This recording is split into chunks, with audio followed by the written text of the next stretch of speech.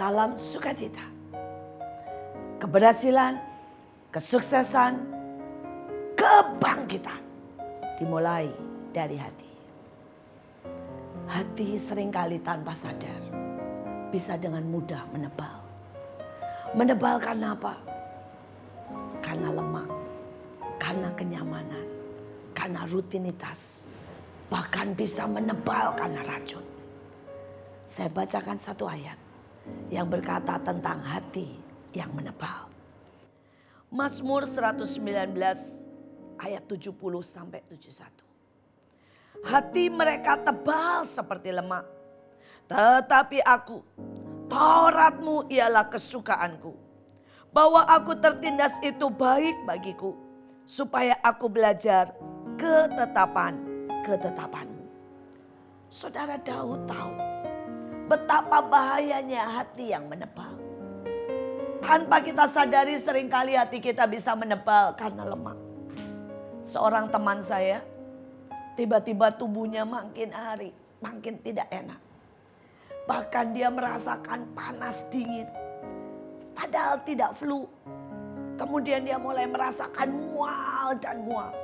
Apapun makanan yang dia makan dia merasa mual.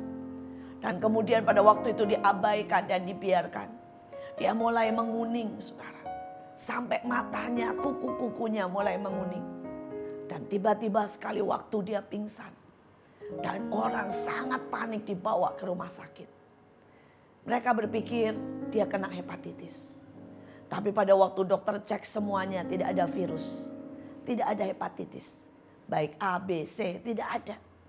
Tapi dokter berkata hatinya dibungkus dengan lemak. Saudara, hatinya itu dibungkus dengan lemak. Sehingga hatinya tidak bisa lagi bekerja. Hatinya tidak bisa lagi berfungsi. Hati yang seharusnya bisa mengeluarkan racun. Bisa memilah antara benar dan tidak benar. Saudara, hati yang seharusnya bisa mengeluarkan hormon. Dan itu membuat seluruh tubuh kita berfungsi dengan baik. Tiba-tiba tidak berfungsi. Karena hatinya dibungkus lemak dan tersumbat oleh lemak. Ini adalah sebuah peristiwa secara jasmani. Sejujurnya obatnya sangat susah. Saudara, dikasih banyak obat itu pun hanya bisa pelan-pelan untuk melarutkan lemak itu. Tapi tidak bisa dalam seketika membereskan hatinya. Karena lemak itu sudah masuk membungkus hatinya. Tetapi juga masuk ke setiap pembuluh-pembuluhnya dan sel-selnya. Hatinya sudah menebal. Saudara, firman Allah mengatakan itu. Seringkali kita tidak menyadari bahwa hati kita menebal karena kenyamanan. Saudara, sekali waktu saya pergi ke daerah. Dan pada waktu saya pergi ke daerah, sama sekali saudara, tidak ada jalanan yang baik. Itu jalanannya dari batu-batu naik turun. Saudara harus dengan mobil khusus. Dan kemudian sampai di sana tidak ada satupun rumah ber-AC. Tidak ada satu gereja pun ber-AC. Jadi kami harus tinggal saudara di rumah penduduk yang panasnya minta ampun. Saudara, tidak ada kipas angin, bahkan setiap siang seluruh tempat itu mati lampu untuk menghemat untuk malamnya. Saudara, dan kemudian saya harus khotbah dengan teriak-teriak karena tanpa saudara sama sekali tanpa alat-alat.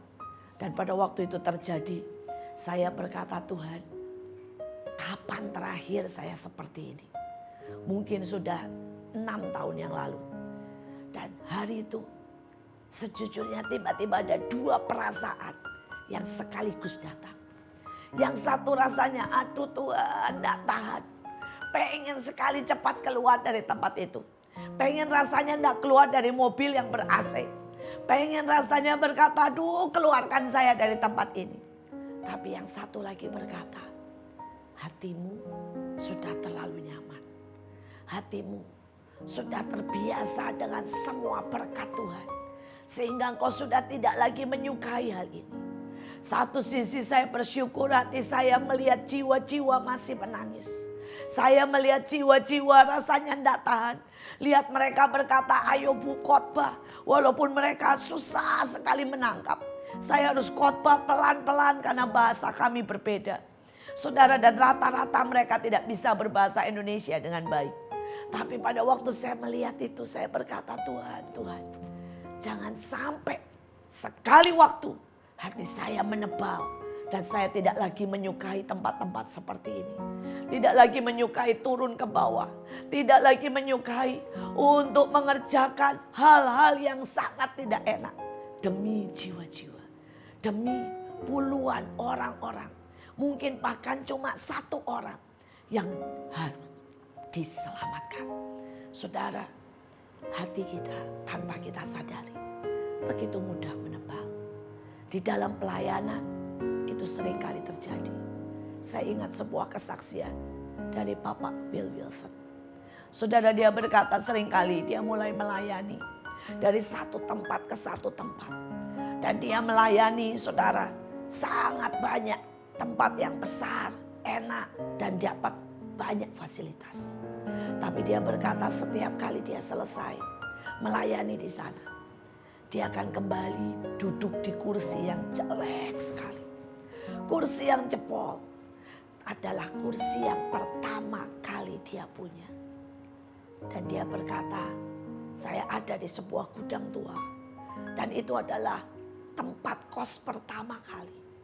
Dia duduk dan dia berkata, Tuhan, jangan biarkan hatiku menebal. Sampai aku lupa begitu banyak berkat yang kau beri.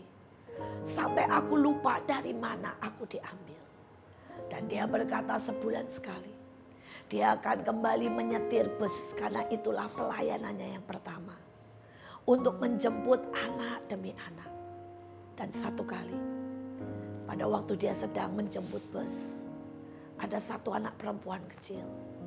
Dan dia naik dengan meraba-raba. Saudara, setiap kali anak ini dijemput oleh para stafnya. Tapi tidak ada satupun stafnya yang memperhatikan itu. Karena hati para stafnya sudah menebal. Mereka melihat itu semua sebagai pekerjaan, beban dan rutinitas. Dan hatinya sudah tidak sensitif lagi dengan keadaan. Dan dia menoleh anak itu dan dia berkata, nak, ada apa dengan matamu? Dan dia berkata, saya tidak lihat. Dan kemudian dibawa ke dokter, singkat cerita. Ternyata anak ini -6. Dan pada waktu anak ini pertama kali pakai kacamata, dia nangis. Dia peluk Pastor Bill. Dan dia berteriak-teriak, aku bisa melihat.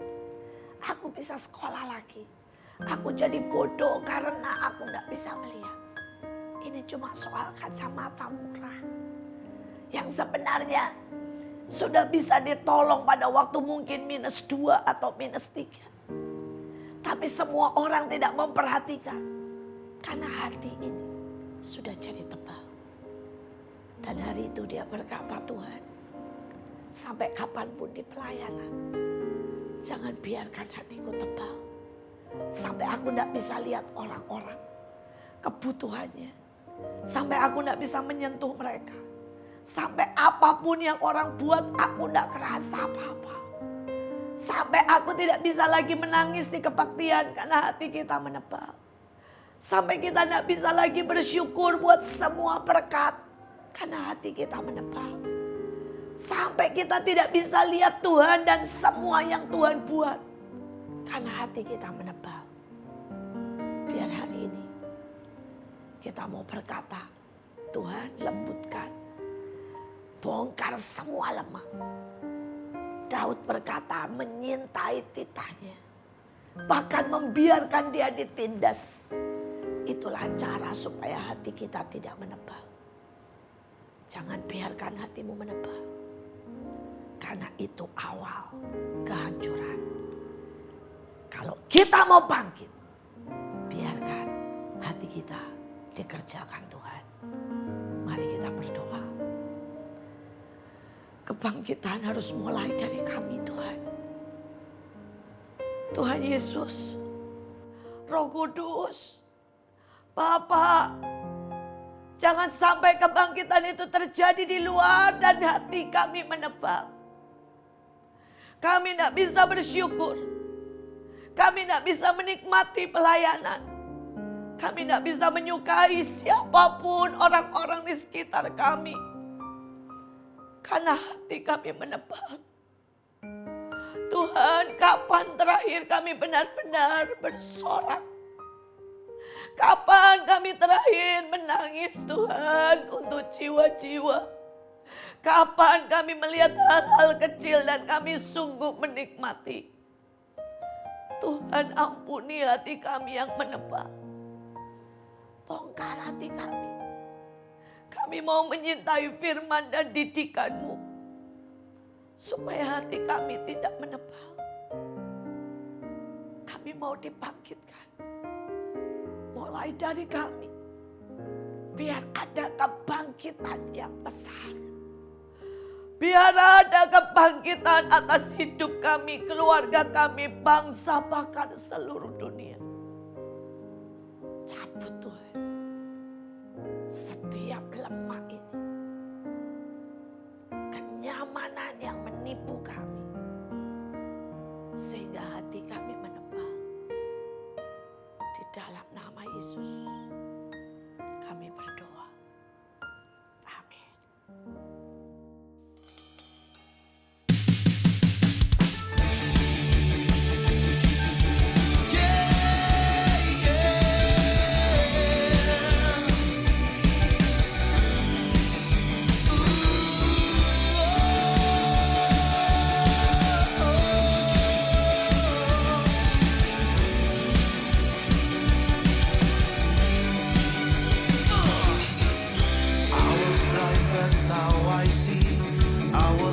But now I'm found.